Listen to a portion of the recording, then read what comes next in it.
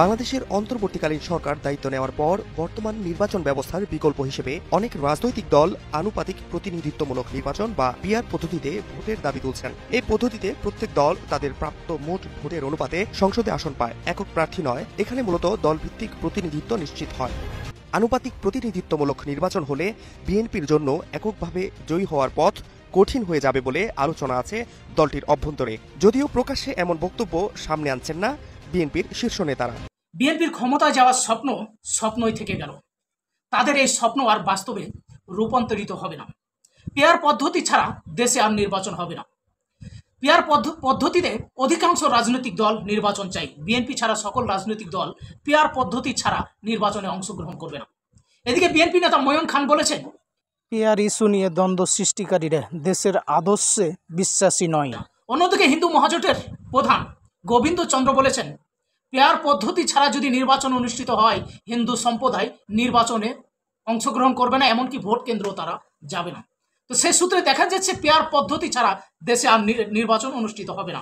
যদি সামনে নির্বাচন হয় তবে পিআর পদ্ধতিতে নির্বাচন হবে। আর এই পদ্ধতিতে নির্বাচন হলে বিএনপি কোনো মতেই ক্ষমতায় যেতে পারছে না। বিস্তারিত ভিডিওতে আপনারা দেখতে পাবেন যে বিএনপি কেন পিআর পদ্ধতিতে নির্বাচনে যেতে চাচ্ছে না। পিআর পদ্ধতিতে যে নির্বাচনে যদি অংশগ্রহণ করে আর সেভাবে নির্বাচন হলে বিএনপি কোনোদিনই ক্ষমতায় আসতে পারবে না। তো দর্শক, বিস্তারিত আসুন আমরা ভিডিওতে আসি।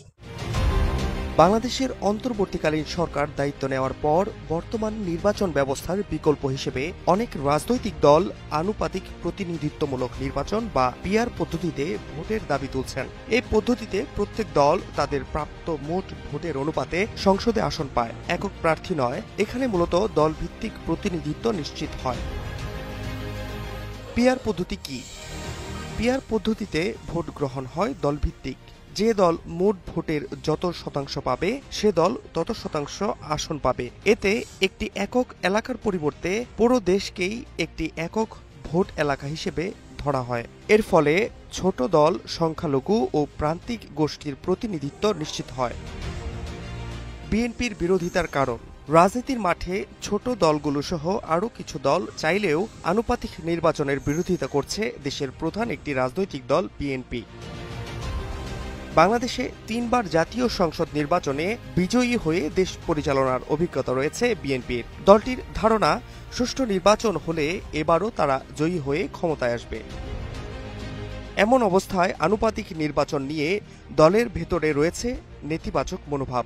আনুপাতিক প্রতিনিধিত্বমূলক নির্বাচন হলে বিএনপির জন্য এককভাবে জয়ী হওয়ার পথ কঠিন হয়ে যাবে বলে আলোচনা আছে দলটির অভ্যন্তরে, যদিও প্রকাশ্যে এমন বক্তব্য সামনে আনছেন না বিএনপির শীর্ষ নেতারা।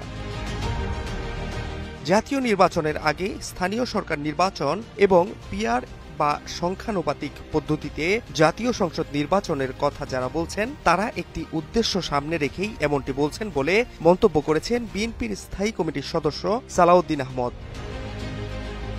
বিএনপির এই নেতা বলেন, যারা সংখ্যানুপাতিক প্রতিনিধিত্ব পদ্ধতিতে নির্বাচনের কথা বলছেন তাদের একটি উদ্দেশ্য আছে, হয় নির্বাচন বিলম্বিত করা, না হয় বাংলাদেশে নির্বাচন না হওয়া। এটা তাদের উদ্দেশ্য হতে পারে।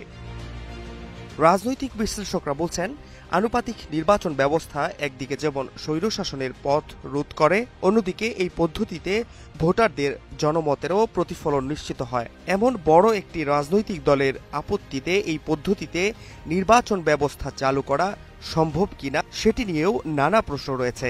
দর্শক, বিস্তারিত ভিডিওতে আপনারা দেখলেন যে পিআর পদ্ধতিতে নির্বাচন সম্ভবত পিআর পদ্ধতি ছাড়া দেশে আর নির্বাচন হবে না। এই পিআর পদ্ধতিটা আসলে কি? এই পিআর পদ্ধতিতে নির্বাচন হলে দেশে আসলে গণতন্ত্র ফিরে আসবে। দুর্নীতি, অন্যায়, এই যে নির্বাচনের সময় যে টাকার খেলা, কালো টাকার যে খেলা, এটা বন্ধ হয়ে যাবে। আপনার যে নির্বাচনগুলো ইতিপূর্বে হতো তারা 30% ভোট পায়ও দেখেছে, আর অন্যান্য দলগুলো প্রায় 70% পায়ও তারা কিন্তু সরকার গঠন করতে পারে না। আর বিএনপি দেখা যাচ্ছে যারা ক্ষমতায় যাবে তারা 30% ভোট নিয়ে কিন্তু সরকার গঠন করে। আর পিআর পদ্ধতিতে নির্বাচন হলে যারা অধিকাংশই সারা দেশে বেশি ভোট পাবে তারাই কিন্তু সরকার গঠন করবে। যে যত পার্সেন্ট ভোট পাবে সেই পার্সেন্টেজ হিসাবে তাদের সংসদ সদস্য সিলেক্ট করা হবে। 1% যদি ভোট পায়, যদি 1% ভোট পায় তবে তাদেরকে 3টা আসন দেওয়া হবে। সংসদে 3টা আসন তাদেরকে দেওয়া হবে।